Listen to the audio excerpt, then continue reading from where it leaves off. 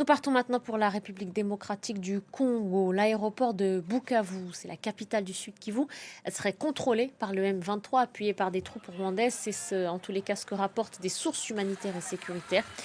Les autorités congolaises ne se sont pas encore exprimées. On retrouve tout de suite Aurélie Bazaraki Bangoula Kinshasa. Bonjour à vous Aurélie, merci d'être en direct avec nous. Quelles sont les dernières informations dont vous disposez sur la situation au Sud Kivu? Alors écoutez, le M23 est entré à l'aéroport de Kavumu selon plusieurs sources humanitaires et sécuritaires que nous avons joints.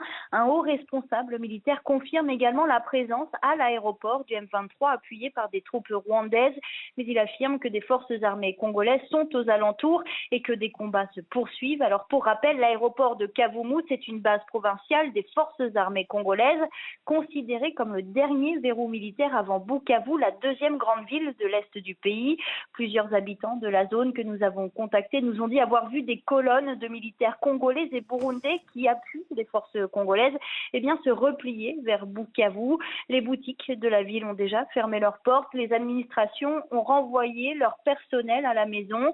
Le gouverneur du Sud Kivu, Jean-Jacques Purusi, nous a affirmé qu'un conseil de sécurité doit se tenir dans les prochaines heures.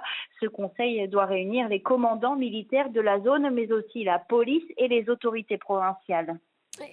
Aurélie, est-ce que cette offensive était prévisible? Bien écoutez, après la prise de Goma, il y a maintenant presque 3 semaines, le M23 et les troupes rwandaises ont poursuivi leur offensive dans le sud Kivu. Les troupes du M23 et des soldats rwandais ont continué de progresser sur la route nationale 2 qui longe le lac Kivu pour s'emparer d'autres localités comme Nyamibwe, Iushi et Calais Centre. Alors si une accalmie était observée pendant 2 jours, juste après le sommet conjoint de la SADC et de l'EAC, les affrontements ont vite repris dans le territoire de Calais, malgré les appels à cesser le feu. Alors sur le plan diplomatique, les appels de la communauté internationale à la désescalade se multiplient sans succès pour le moment.